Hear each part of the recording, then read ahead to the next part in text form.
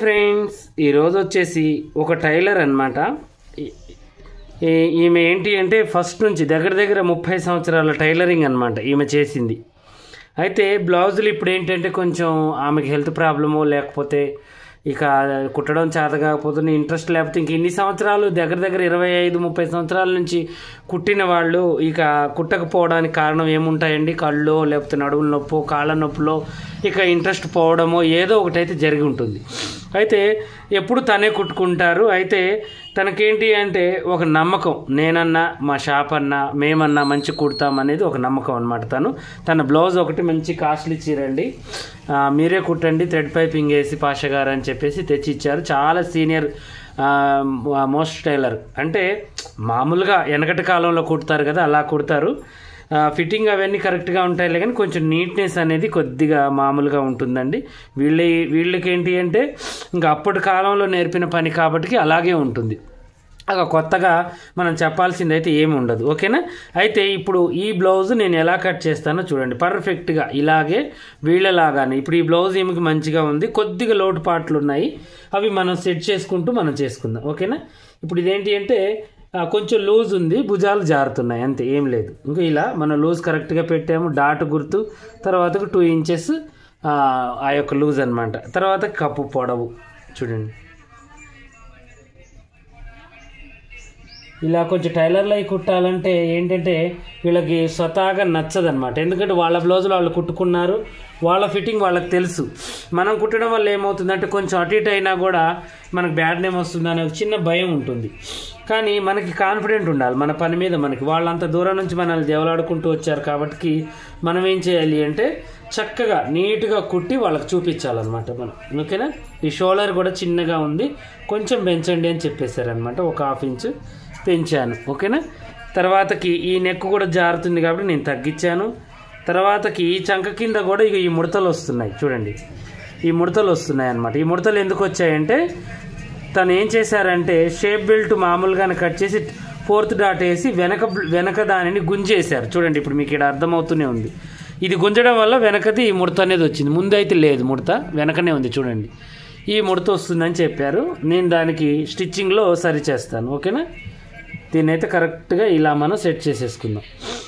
చేసుకున్న తర్వాత ఇప్పుడు మనం ఏం చేద్దామంటే కొంచెం ఏంటి అంటే మనం ఇంకొద్దిగా ఇంట్రెస్ట్ పెట్టాలి. టైలర్లు అవి కుట్టేటప్పుడు ఏంటంటే మన బ్లౌజులు మనం ఎలా కుట్టుకుంటాము అన్నదానికన్నా కూడా ఎక్కువగా ఇంట్రెస్ట్ పెట్టి కుట్టుకోవాలన్నమాట. అలా అని కస్టమర్ ఖరాబ్ చేయాలని అయితే నేను అనట్లేదండి. కాకపోతే ఏంటి అంటే కొద్దిగా మైండ్ అనేది దీని మీద పెట్టుకోవాలి. ఎందుకంటే వీళ్ళు కుట్టించిన తర్వాత కొంతమంది ఏం చేస్తారు అంటే నమ్మకంతో మన దగ్గరకు వస్తారు. వచ్చినప్పుడు మనం కొద్దిగా దాన్ని లూజ్గానో టైట్గానో ఏదో అసలు ఖరాబ్ అయితే కాదు పూర్తిగా, కొంచెం లూజులు టైట్లో కొంచెం ఏదో ఒక ప్రాబ్లం అనేది వస్తుంది. అప్పుడు మన మీద బ్యాడ్ నేమ్ అనేది వస్తుంది. ఇంత దూరం పోయినా కూడా నేను సాటి టైలర్ నన్ను కూడా ఆలోచించకుండా ఇలా కుట్టారు అని. అందువల్ల ఈ చిన్న చిన్న ప్రాబ్లమ్స్ కూడా రాకుండా చక్కగా స్టిచ్చింగ్లో కటింగ్లో చేసుకోండి మీరు. ఓకేనా? చూడండి ఎంత నీట్గా కట్ చేశాను. నేను ఎవరిదైనా సమానంగానే కట్ చేస్తానండి. అలా అని వీళ్ళు టైలర్లు వీళ్ళకి స్పెషల్గా చేయాలని అయితే అనను. కాకపోతే ఏంటి అంటే కొంతమంది సీనియర్ టైలర్లు కట్ చేసేటప్పుడు మనం ఏంటి అంటే ఆలోచించి చేసుకోవాలి. ఇప్పుడు వాళ్ళ మనసులో ఏముంటుందంటే నేను ఒక టైలర్ కదా, చాటి టైలర్ది ఇలా కుట్టారేంటి అనేది ఒకటి ఉంటుంది. నేను తన దగ్గరికి వెళ్ళానని ఇలా కుట్టాడా ఏంటి, అపోహలకి వెళ్ళి దారి తీస్తుంది అనమాట. అలా కాకుండా 100% మనం సెట్ అయ్యేటట్టుగానే కటింగ్ అనేది చేయాలి. ఓకేనా? ఇప్పుడు ఫ్రంట్ పార్ట్ చేద్దాం. ఈ ఫ్రంట్లు చిన్నగా ఉంటాయండి, ముందు భాగం కొచ్చగా ఉంటాయి. అప్పుడు రోజులలో అలాగే ఉన్నాయి కదా బ్లౌజులు. ఒక 20 సంవత్సరాలు 30 సంవత్సరాల బ్యాక్ ఎలా ఉన్నాయి బ్లౌజులు, కొచ్చగా తొడిగేవాళ్ళు ముందు భాగం. ఓకేనా? ఇంకా చూడండి ఇది కూడా అదే ఇంకా ఇలాగే ఉంది. డాట్స్ కూడా దగ్గరికి వేసి చక్కగా ఇక చూడండి ఇలా డాట్స్ అయితే చక్కగా వేశారండి, చాలా బాగున్నాయి డాట్స్. ఇంకా చూడండి ఇక్కడ తగ్గించుకోవాలి, ఇలా తగ్గించుకొని ఈ డాట్ మనం ఎక్కడైతే పెడతామో అక్కడ కొలుచుకోవాలి. దీన్ని కరెక్ట్గా ఉంది. ఓకేనా? ఇప్పుడు ఇది ఇలా క్రాస్గా ఎందుకు చేశాను నేను, ఇలా చేయకుండా మనం ఏంటి అంటే ఇలా చేసామనుకోండి కటింగ్, ఇలా చేయడం వల్ల భుజాలు జారుతాయి. అలా చేయొద్దు. వీళ్ళకి ఏంటంటే ముందు భాగం ఫిట్టింగ్ ఇక్కడ దాకానైతేనే సరిపోతుంది. కొంచెం లూజ్ చేసామనుకోండి ఇక్కడ భుజాలు జారే అవకాశం ఉంటుంది. అదొకటి గుర్తుంచుకోండి. ఆది బ్లౌజ్ ఎలా అయితే ఉందో అలాగే వాళ్ళు తొడిగిన దాన్ని బట్టి చూసినా కూడా మనకు అర్థమవుతుంది మనం ఎక్కడ పెంచాలి ఎక్కడ తగ్గించాలి అనేది. ఓకేనా? ఇలా కటింగ్ చేసిన తర్వాత ఒక్కసారి ఈ ముడత కూడా ఉంది కదా మనకి సైడ్, ఈ ముడత రాకుండా చేయాలి అంటే మనం ఏం చేయాలో చూస్తాను చూడండి. 4th డాట్ వేయాలి కాబట్టి ఇంకా కొంచెం కిందికి చేస్తున్నాను. ఇది 4th డాట్ కోసం. ఇది ఈ కుట్టు దాకానే మనం ఏం చేయాలంటే దీన్ని కలిపేసుకోవాలి ఇలా. ఓకేనా, ఇది ఇలా కట్ చేసేసుకుంటే మనకి 4th డాట్ వేసినా కూడా ఆ మందం వేసుకుంటాము, అప్పుడు సరిపోతుంది మనకు అన్నట్టు గుర్తు. ఓకేనా, ఇప్పుడు దీన్ని కొంచెం కిందికి ఇలా కట్ చేసేసుకుని నెక్ ముందు భాగం ఇలా కట్ చేసేసుకోవాలి. ఓకేనా, ఇలా వచ్చేసింది. ఇప్పుడు దీన్ని మనం ఏం చేయాలంటే కొంచెం ఇది కొలుచుకొని కటింగ్ చేసేద్దాం. చూడండి, ఇలా ఉక్సులు రివర్స్ ఉన్నాయండి. ఇలా చేసేసుకుంటే సరిపోతుంది మనకి. పర్ఫెక్ట్గా కరెక్ట్గా ఇలా పెట్టేసుకోవాలి. ఇలా పెట్టేసుకొని దీన్ని బట్టి మనం చేసుకోవాలి. నేను మెడ చేద్దాం. ఫస్ట్ నెక్ చేసేసి తర్వాతకి ఇది కూడా చేసేసుకోవాలి. కొంచెం షేప్ కోసం ఈ బార్ని కొద్దిగా తీసేయండి, పర్లేదు మనకి. ఓకేనా, ఇలా షేప్ బెల్ట్ ఒకవేళ ఇది మనకి ఎక్కువగా అనిపించింది దానికి ఇది కట్ చేసి కూడా షేప్ బెల్ట్ అనేది మనం కొంచెం కిందికి పెట్టుకోవాలి. ఓకే, మనం సైడ్ షేప్ బెల్ట్ వేస్తాం చూడండి. ఒకవేళ మనకి ఇప్పుడు షేప్ అవుట్ అవుతుంది అన్నప్పుడు ఇది తీసేసైనా మళ్ళీ ఇది రెండో ఛాన్స్ అనమాట. ఈ షేప్ బెల్ట్ ఇప్పుడు దీనికన్నా కూడా ఇంకొంచెం ఎక్కువ పెట్టుకుంటే అప్పుడు మనం ఈ 4th డాట్ వేసినందుకు ఈ సైడ్ జాయింట్ వేసినందుకు సరిపోతుంది. అలా చేసుకోవాలి. ప్రతి దానికి కూడా ఆలోచన ప్రకారం మనం చేసుకుంటే పని అనేది పర్ఫెక్ట్గా అవుతుందండి. ఓకేనా, ఇలా మంచిగా నీట్గా చేసేసుకోండి. ఇలా కొంచెం కొంచెంగా తీసేసుకుంటూ అయినా కూడా దీన్ని సరి చేయండి. సరి చేసుకుంటే మనకి ఏ ప్రాబ్లం ఉండదు. ఓకేనా, ఇలా ఇంకా కొంచెం తీయాలండి చంక. ఇలా